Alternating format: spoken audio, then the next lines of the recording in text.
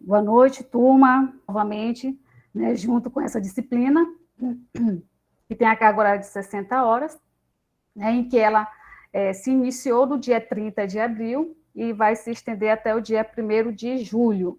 Tá? A nossa disciplina, como eu já falei para vocês, tem a carga horária de 60 horas e ela encontra-se dividida em 4 grandes unidades. Antes de falar a respeito da nossa disciplina, tá? Vou só fazer uma breve apresentação aqui da professora, tá? De forma bem breve, tá? Para poder conhecer um pouco sobre a formação curricular. Sou mestre em Educação pela Universidade Federal do Maranhão, tá? E sou especialista também em Gestão Educacional Integradora pela FAMA e em Docência do Ensino Superior pela Universidade Cândido Mendes. Sou graduada em Pedagogia pela FAMA, já em questão de experiências na área da educação, já atuei no ensino técnico e cursos profissionalizantes, e no ensino superior, já atuei em alguns cursos de especialização, tá, da área de educação, curso de letras, pedagogia, formação de professores, tá, e atualmente eu sou professora substituta da Universidade Estadual do Maranhão, no campus Barra do Corda. Atualmente, eu sou avaliadora de trabalhos acadêmicos, né, ou seja, de mostras científicas e pôsteres pelo governo do estado do Maranhão, e com experiência na educação à distância, né, já tive a oportunidade de ser a professora formadora, conteudista, tutora à distância e orientadora de trabalho de conclusão de curso e supervisora de estágio, tanto pela UEMANEST como pelo IFMA, através da Universidade Aberta do Brasil. Então, eu dou início à nossa aula trazendo a contribuição da psicologia da educação na formação docente. Tá? Então, eu trago uma citação de Vercelli, 2008, página 227, que vem trazendo o quê? A disciplina Psicologia da Educação é uma ferramenta importante na formação docente, pois é também por meio dos conhecimentos psicológicos que o futuro professor terá uma visão de como ocorrem os processos de ensino, de aprendizagem e de desenvolvimento fundamentais a quem se propõe trabalhar com crianças, jovens e adultos. Então, a psicologia da educação, tá, é um componente curricular obrigatório nos cursos de licenciatura, tá, tem se feito presente por ser um eixo de suma importância para a formação do professor, para que ele possa poder compreender, né, o desenvolvimento o qual o seu aluno está vivenciando, e até mesmo adquirir algumas habilidades e competências para poder saber lidar, né, sobre alguns comportamentos que, caso venham surgir dentro de sala de aula, ok? Já o nosso plano de ensino, né, a ementa, ela trata das relações entre os processos psicológicos e aprendizagem, traz também as concepções de aprendizagem e práticas pedagógicas, fatores cognitivos e afetivos no processo de ensino e aprendizagem, e a contribuição da psicologia para a compreensão dos processos escolares. Então, a disciplina, ela tem como objetivo geral propiciar ao educando a apropriação de instrumental teórico-metodológico para compreender os fenômenos investigativos da ciência psicológica que estão relacionados ao processo de desenvolvimento e aprendizagem e que contribuem nas práticas didáticas elaboradas no cotidiano docente, né? Então, a disciplina aqui não vem no intuito de formar psicólogos, né? Mas pelo menos que vocês, enquanto futuros profissionais da educação, né, compreendam, conheçam, na verdade, algumas teorias do desenvolvimento e da aprendizagem, pelo menos ter algumas noções básicas de como ocorre esse processo formativo do ser humano. A unidade 1, que trata sobre o histórico da psicologia geral e educacional, que traz o objeto e o método de estudo da psicologia, ela segue com os seguintes objetivos específicos.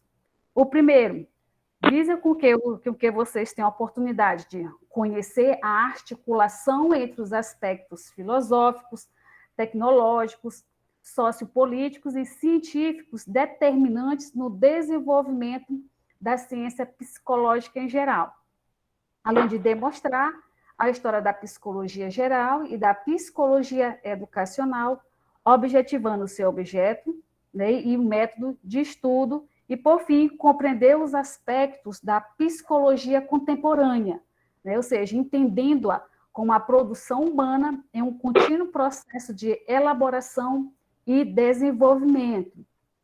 Então, a psicologia, né, para a gente poder, de fato, definir o que é, assim, um aspecto bem característico, a psicologia ela tem como base principal estudar a mente humana, né, compreender a alma do ser humano, como alguns historiadores consideram.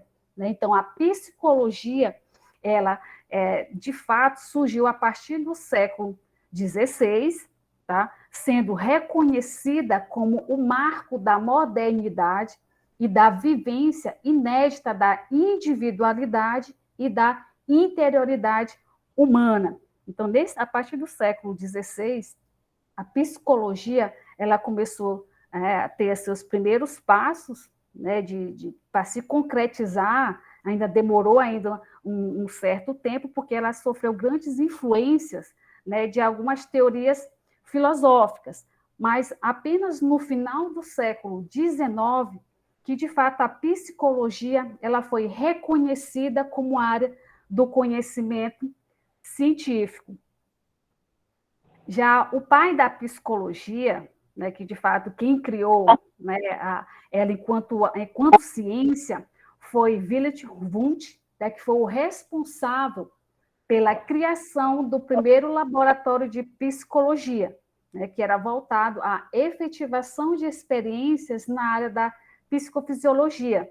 Então, durante muitos anos, né, ele trabalhou no desenvolvimento da concepção do paralelismo psicofísico, né, afirmando que os fenômenos mentais correspondem a fenômenos orgânicos.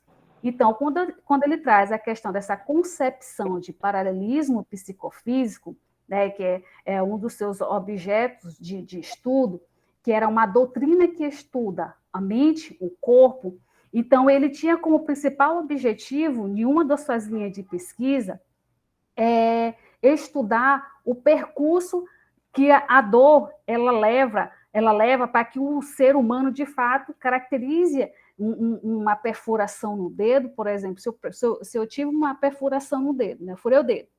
Então, até a minha mente considerar que aquela perfuração seja caracterizada como uma dor, né, que essa dor ela vinha se espalhar, então, esse percurso que a dor leva, né, ele diz que é algo que vem proveniente da mente humana. Então, esse foi um dos campos de estudo, né, para ele, de fato, tentar compreender, né, como é que essa dor, de fato, ela se caracteriza. Quem, de fato, vem primeiro? É a dor ou foi mesmo o aspecto orgânico da mente que é criada pelo ser humano? Se esse é algo criado ou não? Então, esse foi um dos aspectos que ele utilizou para poder estudar. Então, dentre essas psicologias que começaram a surgir, em que Wundt, né, deu o passo inicial para poder estudar a mente humana, outras teorias também surgiram, mas as principais teorias, né, contemporâneas, ou seja, as mais modernas, que se intensificaram, né, foram essas quatro aqui, tá, que está sinalizada no fascículo, que nós temos aqui, ó, a teoria da psicanalítica, que tem como principal objeto de estudo o inconsciente, tá? Que é aquele pensamento lá que fica lá guardado lá dentro da mente da gente, lá bem quietinha lá, que basta apenas um estímulo para que esse conhecimento ele se torne consciente. Há também a teoria comportamental, que o próprio nome já denota seu objeto de estudo, né, que é estudar o comportamento humano. Temos a teoria da fenomenologia, tá, que estuda o ser humano na sua totalidade, não estuda apenas a mente, o comportamento, tá, o aspecto intelectual, psicomotor, tá? Mas sim estudar o homem, né, de uma forma integral. Temos também a teoria histórico-cultural, que trata da historicidade do psiquismo humano, ou seja, é estudar o ser humano a partir das suas relações sociais. Já a psicologia educacional no Brasil, isso trazendo aqui a questão da sua historicidade, de fato, para poder compreender a sua evolução, é preciso também levar em consideração a história da educação no Brasil, em que em alguns momentos, né, alguns fatos históricos acabam se encontrando. Então, no período colonial, né, que foi a chegada dos jesuítas aqui no Brasil, surgiu um método de investigação que era o empirismo, né, que é essa questão de trabalhar, de utilizar a experiência como metodologia de ensino. Então, para o empirismo, o cérebro humano é uma tábula rasa e a aprendizagem é fruto da experiência. Então, se o cérebro humano é uma tábula rasa, é como se fosse uma folha em branco. Então, a partir dessas trocas de experiência que os estudantes, né, teriam, que eram os índios desse período, que eles estavam passando pelo processo de alfabetização, então as trocas de experiência que era tida nesse período era visto como uma metodologia capaz de fazer com que eles pudessem adquirir uma aprendizagem. Já no ano de 1890, tá, surgiu o primeiro laboratório de psicologia aqui no Brasil, tá, que foi no estado do Rio de Janeiro, em que surgiram as primeiras metodologias e técnicas de ensino capazes de incluir, né, alguns aspectos da psicologia, tá, para serem trabalhadas dentro do ambiente escolar. Já um outro fato, né, que marcou a história da psicologia foi que em 1920 houve as reformas estaduais de ensino. Houve algumas reformas federais, mas o que impactou mesmo o cenário da psicologia foi as reformas dos estados daqui no Brasil com a implantação das escolas normais, ou seja, foi a obrigatoriedade de vagas, né, no ensino público. Então, surgiram várias escolas públicas a partir desse ano aqui, no intuito de promover uma educação que não fosse apenas para as pessoas da classe mais alta, né, que tinha mais dinheiro, mas sim que fosse uma educação para todos, né? E hoje as nossas políticas públicas, ela vem trazendo a questão, né, de que todo cidadão tem direito, né, de passar pelo processo formativo, né, qualquer que seja a sua raça, cor, enfim. Já em 1940, a psicóloga Helena Antipoff, né, veio ao Brasil, tá, que ela é uma russa, ela veio ao Brasil, né, para ministrar algumas palestras a respeito da psicologia da educação. Então, ela começou a alertar para o fato de que os fatores socioeconômicos e culturais eram determinantes dos resultados obtidos no processo de escolarização. Então, aqui, ó, fator socioeconômico, cultural, tá? A educação de qualidade, a educação para todos. Então, isso, né, se faz presente, né, são elementos que estão presentes nas nossas políticas públicas e que Helena Antipoff acabou trazendo, né, já a sua concepção, a sua experiência sobre a respeito dos impactos dos fatores socioeconômicos no processo de ensino e aprendizagem do aluno. Então, ela aqui foi uma precursora, né, da educação especial no Brasil. Já em 1980, né, foi uma década bastante marcada por pesadas críticas à psicologia.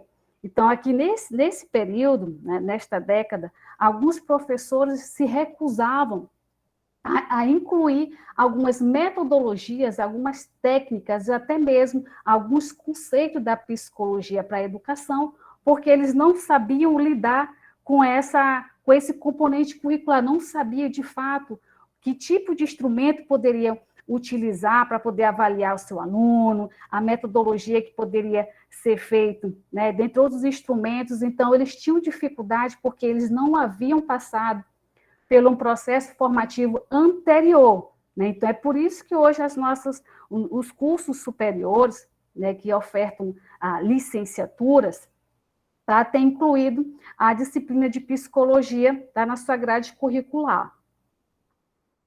Já a unidade 2, né, que traz abordagens em psicologias e suas relações com a educação, tem o intuito de destacar as contribuições da psicanálise no desenvolvimento da psicologia e sua influência na educação, além de especificar a teoria do desenvolvimento e aprendizagem desenvolvida por Jean Piaget e suas relações da educação, além também de descrever as ideias de Vygotsky e suas contribuições para o desenvolvimento da abordagem histórico-cultural em psicologia e na educação. Então, quando eu trato aqui a questão de Jean Piaget e Vygotsky, é porque eles elaboraram, né, criaram, na verdade, quem criou foi Jean Piaget, e, de fato, Vygotsky e Vallon, que foi um outro pesquisador que também contribuiu para a teoria da psicogênese, tá? Porque Piaget era um construtivista. Então, são autores que são bastante conhecidos, que as suas obras, né, a sua teoria se faz presente em alguns materiais didáticos. Então, a partir dessa unidade, né, vocês terão a oportunidade de conhecer as contribuições da psicanálise, da fenomenologia, do comportamentalismo, do construtivismo piagetiano e da psicologia histórico-cultural. A psicanálise, né, ao contrário que muitas pessoas podem estar pensando a respeito da psicologia, né, pode até pensar assim, mas ela se desenvolveu no ambiente acadêmico, mas não foi bem assim. A psicanálise ela surgiu a partir, né, de algumas práticas que foram realizadas, né, pelo psiquiatra Sigmund Freud, né, e através das consultas que ele realizava com seus pacientes. Então, a partir daí, ele percebeu a necessidade de também utilizar a psicanálise para o cenário educacional. Então, suas críticas e contestações, portanto, tomaram como alvo as modalidades de tratamento dos distúrbios mentais e não a concepção de ciência do que antecederam. Então, o que importava para ele mesmo era estudar a mente humana e não tornar apenas elas como uma ciência, mas sim tornar ela como algo observável. Já essa relação entre a psicologia e a educação, sobre a visão da psicanálise, vem trazendo o quê? A relação entre professores e alunos é fundamental para que na dinâmica psíquica do ser humano se abram caminhos para a aprendizagem dos conteúdos escolares. Então, manter uma boa relação, né, professor-aluno e aluno-aluno, é algo relevante, né, para que essa aprendizagem do aluno se intensifique ainda mais. Porque se eu não tenho uma boa relação com o meu aluno, né, então o aluno também ele acaba tendo uma certa dificuldade de ter acesso para o professor, porque o professor não dá essa abertura para o aluno. Então, quando ele está com uma dúvida na aula, ele fica até com receio, às vezes, até de questionar o professor e o professor rebater com outro questionamento. Então, é preciso que o professor abra esse espaço em sala de aula, no intuito de poder envolver os alunos na sua aula e ouvi-los também, porque não é apenas o aluno que tem que ouvir o professor, mas o professor também precisa dar essa oportunidade de ouvir o que o aluno, né, às vezes, indica uma atividade para ser feita, ou algo que venha colaborar na prática docente, né, no processo de ensino que está sendo ministrado em sala de aula. Então, a relação pedagógica ideal é aquela que facilita esse processo, né, que é o de ensino e aprendizagem, envolvendo o educador ou educadora que não reage às intervenções da criança, simplesmente satisfazendo os seus desejos como ela pretendia. Tais intervenções podem ser desconcertantes, às vezes, envolvendo expressões de idealizações. Isso aqui é no intuito de verificar que em alguns momentos, como eu já falei, essa relação, né, ela acaba tendo algumas intervenções que acabam dificultando essa comunicação, essa relação entre o professor, que às vezes de ser benéfico ao aluno, né, o aluno acaba tendo certo medo, ódio, mas às vezes isso, né, acaba, de fato, quando o professor, né, ele idealiza essa relação, isso, de fato, torna a prática pedagógica mais satisfatória. Já as contribuições da fenomenologia, né, que é a própria palavra aqui, ó, já diz tudo, que é o estudo dos fenômenos, que ela foi criada por Edmund Husserl, tá? Ele vem tratando o quê? A fenomenologia é uma noção de um fenômeno e uma noção de experiência de um modo geral que acabam se coincidindo, ou seja, o fenômeno e a noção de experiência acabam surgindo a partir do momento que as pessoas começam a se relacionar uma com a outra, tá? Dependendo muito do ambiente que se fazem presente. Então, cabe ao método fenomenológico descrever e compreender esta forma, bem como localizá-la no oriente da consciência como a atualidade ou potencialidade. Já trazendo aqui uma caracterização da fenomenologia, para a gente poder compreender um pouco sobre o estudo dos fenômenos, tá? Temos aqui a psicologia da Gestalt, tá? Que ela estuda a percepção e a sensação do movimento, os processos psicológicos envolvidos diante de um estímulo e como este é percebido pelo sujeito. Então, a pedagogia da Gestalt traz essa percepção, né, de verificar como a mente humana acaba enxergando, né, por exemplo, aqui, essas imagens, que são exemplos de princípios de organização perceptual, tá? Então, nessas imagens, a gente tem a possibilidade de conhecer os princípios da proximidade, continuidade, semelhança, preenchimento, simplicidade, figura e fundo. Quando a gente verifica aqui essa primeira imagem, que está aqui do lado esquerdo, que tem duas cores, tá? Que é preto e branca, tá? A gente verifica aqui, nesse primeiro quadro, aqui tem um desenho de um objeto, tá? Esse objeto aqui, depende muito de pessoa para pessoa. Tem gente que já na hora que olha aqui, verifica que tem um rosto de um lado e tem um rosto do outro. Mas aqui, de fato, ele é um objeto. Aqui não diz que tipo de objeto é esse, mas ele é uma figura que tem aqui. E essa figura, no outro quadro, ela está um pouco mais espessa, tá mais larga. Tá? Mas aqui a gente também tem essa percepção que são dois rostos, né? Um rosto de um lado, do outro, somente estão mais separados. Então, a visão da gente, a percepção que a gente tem, quando enxerga perto, né? Algumas pessoas consegue enxergar o objeto aqui mesmo, sem ser o rosto, mas outras não, já automaticamente já verifica, né, que a imagem aí pode ser um rosto ou um objeto. Já tem a outra figura aqui do lado, tá? Que é essa aqui, não, deixa eu colocar aqui ela do formato longe. De longe aqui a gente já tem, né, uma noção assim básica de verificar que essa imagem, quando a gente olha de longe, né, a gente já verifica assim, aqui tem um homem, né, praticamente deve ser um idoso, tem uma certa idade, então ele está aqui de perfil. Tem esse cachorro aqui que está deitado no chão, né, que a gente vê de longe, a gente dá tem uma percepção que é a mão, né, a mão desse senhor que está sobre o peito, né, e aqui do lado acaba sendo sinalizado como a orelha dele, tá? Então, quando a gente puxa a imagem para mais perto, a gente verifica que não é na hora disso que a gente está pensando, né? Que a mente da gente acabou formulando. Então, aqui no chão está o cachorro, aqui do lado esquerdo, tem um agricultor, tem um idoso aqui do outro lado, né, do lado direito, tem uma mulher com um bebê no colo. Além disso, há algumas outras imagens que estão na figura.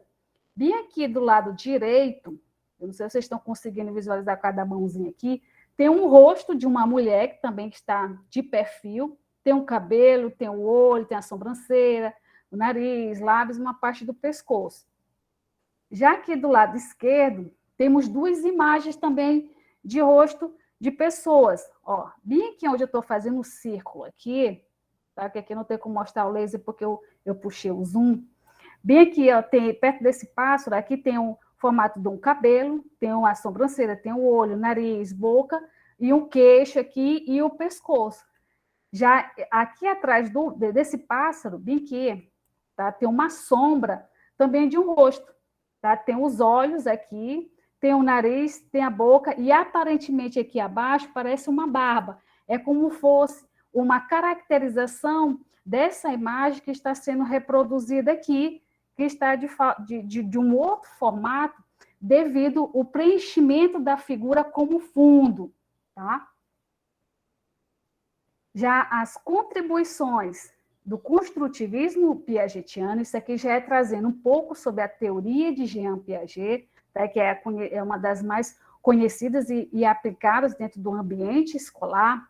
Tá? Ele criou essa teoria do desenvolvimento humano no intuito de poder colaborar, né, para a área da educação, para poder os professores, de um fato assim, para quem quisesse poder compreender como é que o ser humano, ele de fato se evolui, né? Então, segundo Piaget, o ser humano ele passa por etapas de desenvolvimento, né? Ou seja, por estágios. Então, o primeiro estágio do desenvolvimento humano que Piaget considerou é o sensório motor, tá? Que inicia-se de 0 a 2 anos. Então, a partir desse momento, a criança, ó, ela tem a possibilidade de explorar o mundo pelos sentidos e ações. Então, o bebê, quando ele nasce, ele olha, ele escuta, às vezes consegue pegar, às vezes não, tá? Pega, às vezes, de uma forma involuntária, mas de 0 a 2 anos já tem a possibilidade de estar jogando, mordendo, fazendo outros tipos de atividades. Já o pré-operatório é a segunda fase do desenvolvimento, que inicia-se de 2 anos a 7 anos. Tá? Então, nesse período, a criança tem a oportunidade de representar os objetos com palavras, imagens, e usa o raciocínio intuitivo. Então, ela já começa, né, a ter algumas noções do egocentrismo, ou seja, ela já começa a ter alguns comportamentos de egoísta, na verdade. Às vezes tem um brinquedo, a criança está brincando, chega uma outra criança e diz, não, esse brinquedo é meu. Então, essa é uma fase que se intensifica, e também a fase do faz de conta, que a criança começa a falar sozinha, começa a brincar também sozinha.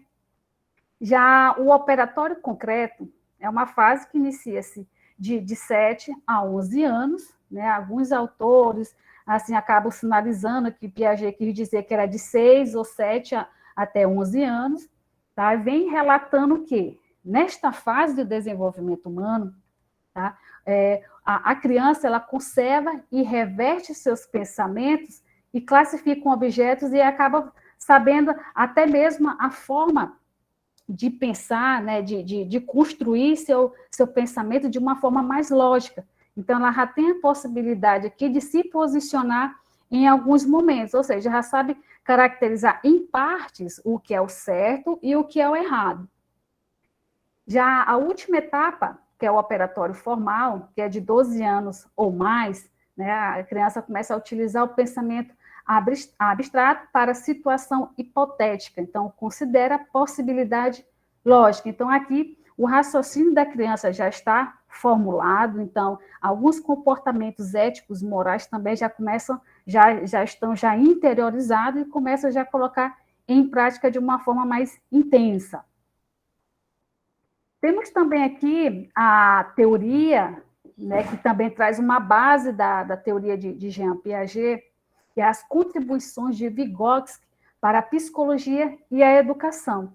Então, Vygotsky, quando ele traz na sua teoria, né, sobre a importância da questão da interação, né, da relação do ser humano com outro ser humano como algo proveniente, né, para ser difundido e trabalhado dentro da escola, ele diz que essa parte de relação, né, que se trata pela psicologia histórico-cultural, é no intuito de fazer com que, a partir da fala e da interação com outro ser humano, o professor ele pode estar utilizando da psicologia histórico-cultural para poder ampliar o processo formativo do aluno.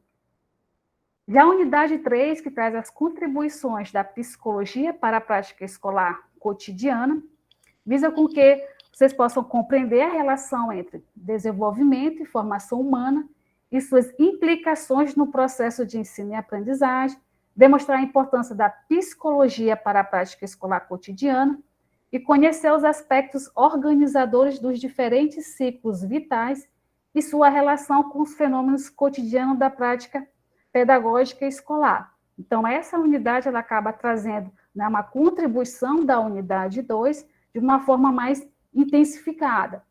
Então, o cotidiano escolar, né, já trazendo aqui uma concepção de que é realmente, ela não é um espaço físico, mas sim um espaço subjetivo construído por sujeitos em relação.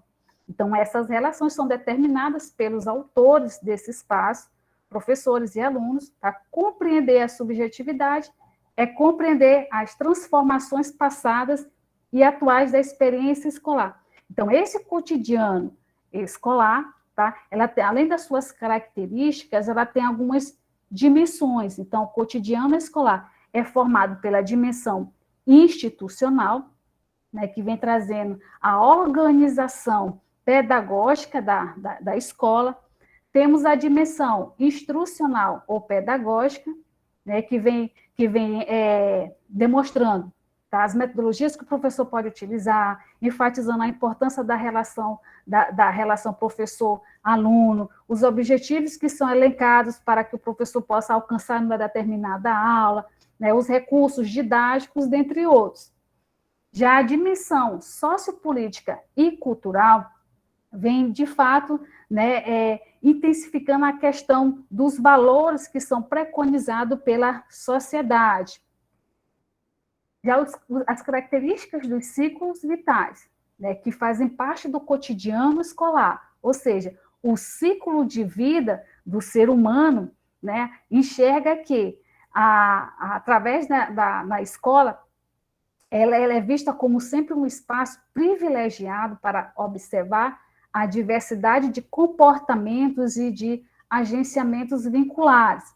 Então, um dos aspectos que contribuem para a manifestação de determinados comportamentos que venham ocorrer dentro de sala de aula, né, o professor ele precisa ter essa percepção, né, de qual etapa de desenvolvimento o aluno está passando para poder, né, estar atuando, né, utilizando uma atividade que esteja de acordo com o seu ciclo vital, com o seu ciclo de vida.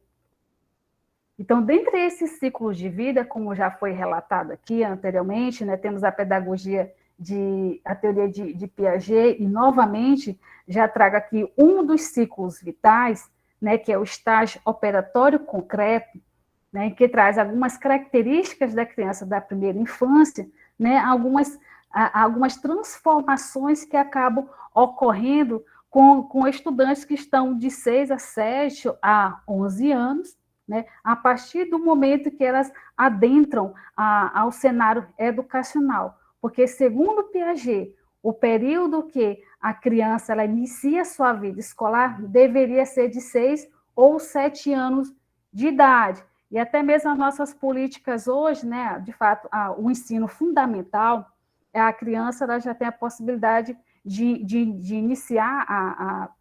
iniciar seu processo de escolarização a partir de 6 anos no ensino fundamental. Mas temos a educação infantil, que a criança até mesmo com 0 anos de vida, né, já está lá no berçário, já tem essa oportunidade também de passar por um processo formativo. Às vezes a gente pensa, com 0 anos a criança não aprende nada, mas aprende sim. Alguns estímulos também já são trabalhados desde o primeiro contato que a criança tem em sala de aula, mesmo não conseguindo manusear um objeto, um lápis, e nem um papel. Então, as escolas hoje têm se preparado, né, para poder estar tendo a possibilidade de poder estar recebendo esses alunos.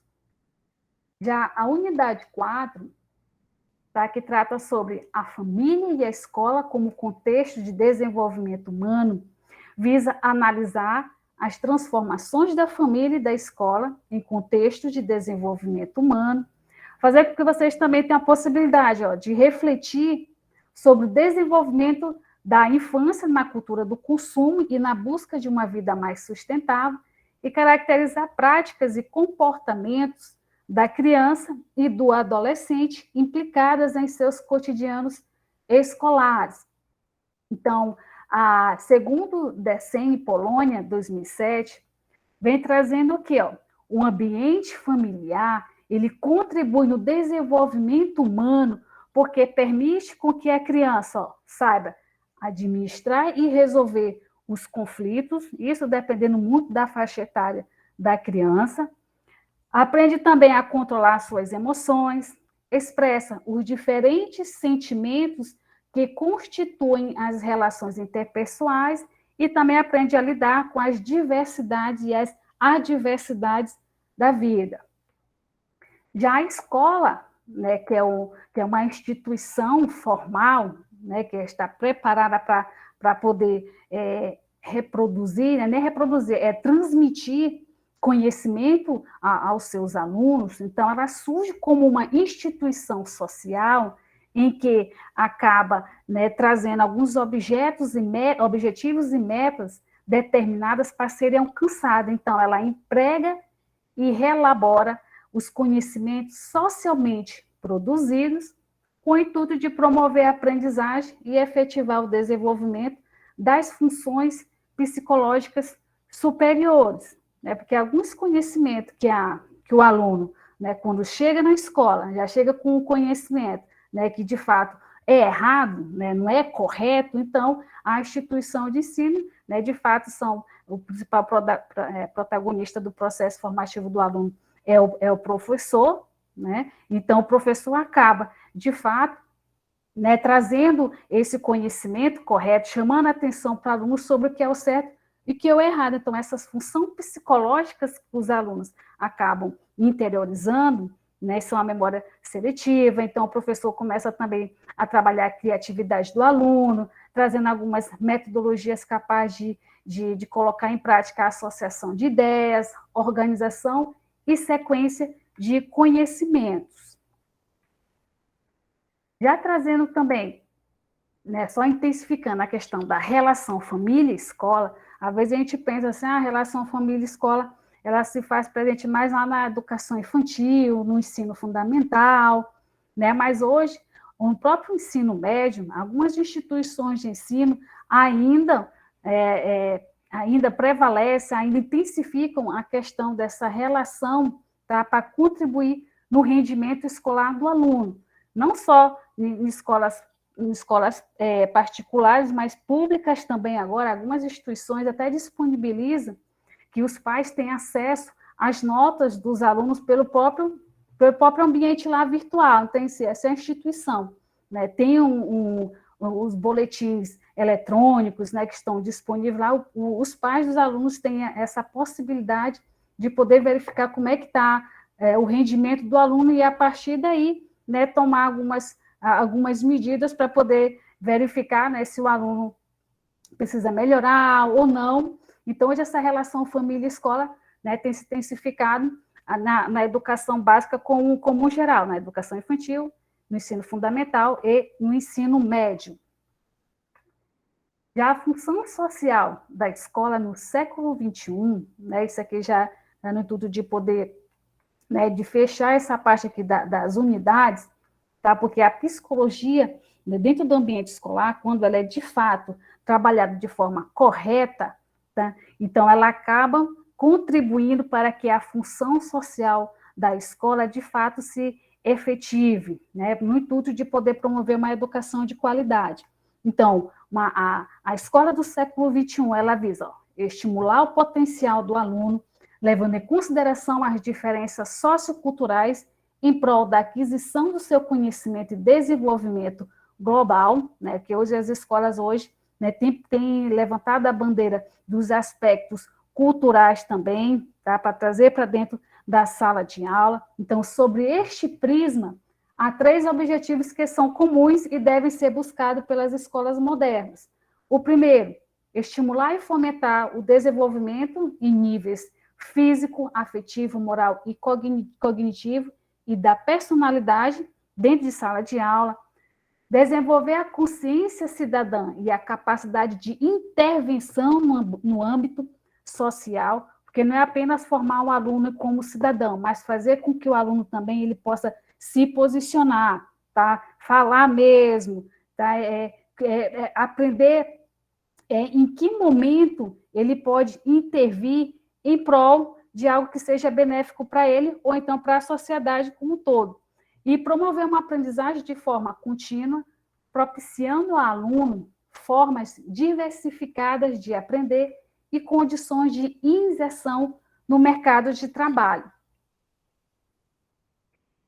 Então, já tratando aqui, antes de falar sobre as atividades avaliativas, eu só queria abrir um breve espaço, se há alguma dúvida ou algo sobre as unidades que foram, né, foram explanadas aqui. Sei que é muita informação, tá? Mas eu queria que todos pudessem conhecer um pouco de cada unidade, mas se caso ficou alguma dúvida sobre o que foi exposto, tá? Eu gostaria que vocês sinalizassem. Se não, a gente continua. Só me sinalize, por favor, se tem alguma questão, eu dou prosseguimento, por favor. Tá, então vamos lá. Já que ninguém sinalizou, então está tudo bem. Então, vamos lá. As atividades avaliativas, né, como eu já falei, a disciplina é 60 horas. Então, são 4 unidades, 4 atividades. A primeira atividade será uma tarefa de envio de arquivo único, que é a elaboração de um mapa conceitual. A unidade 2 vai trazer um questionário online com questões objetivas.